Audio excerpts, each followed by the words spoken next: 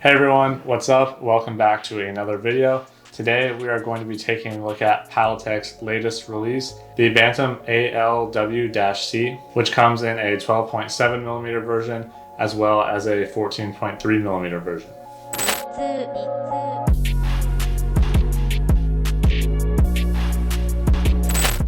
Now, first off, I want to talk about the differences between this paddle and the previous Annalee Waters paddle. The biggest difference, at least visually, is the handle on this new paddle. Previously, the Annalee Waters paddle had a 5-inch handle, whereas this is listed as a 5.25-inch handle, though like the Bantam TKO series, depending on how you measure, it is really closer to 5.5 inches. In addition to the extra grip length, you now have the Bantam Quick Response Technology core rather than the previous core, which was the Bantam SRT. So essentially, Paddletek is bringing Annalee Waters paddle up to date with the TKO-C and TKO-CX series. Just like the Bantam TKO series, the Bantam ALW has a ton of power, especially in the 12.7mm version. While most people are used to 14mm being the thinnest variant of a paddle that they use, we have the 12.7, so if you're somebody who likes thinner paddles with more pop, you'd want to go for a 12.7. Whereas if you usually play with the 16mm, it's obviously going to be closer to the 14.3.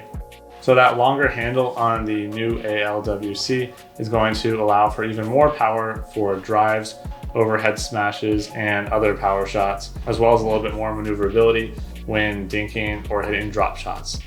This paddle is basically the same shape as the Colin John Scorpius from Yola. Therefore, you're going to have a better time with hands battles up at the net when compared to the elongated TKO-CX or the TKO-C. Now, when it comes to control, of course, you're going to have to think about control a little bit more when you have a paddle that's 12.7mm thick or even 14.3. Not only that, but the Bantam Quick Response Technology core utilizes fiberglass below the carbon fiber surface, so you naturally have a stiffer paddle that is a little bit harder to control, but delivers a lot more pop and power. That's not to say you cannot control this paddle. You certainly can, but if you're not control oriented, you might have to think about it a little bit more. If you are a little bit more control oriented, but you're lacking power, this might be a better fit because it'll do some of the hard hitting for you. You can definitely get some really good spin, especially off the Annalee Waters paddle, which has a wider face than the Bantam TKO series. That wider face allows you to generate more topspin because you have more surface to work with when hitting the ball. If you're coming from a very elongated paddle, you should definitely be conscious about the paddle shape and the face shape on the Annalee Waters paddle so that it can become an advantage and not a disadvantage when using it.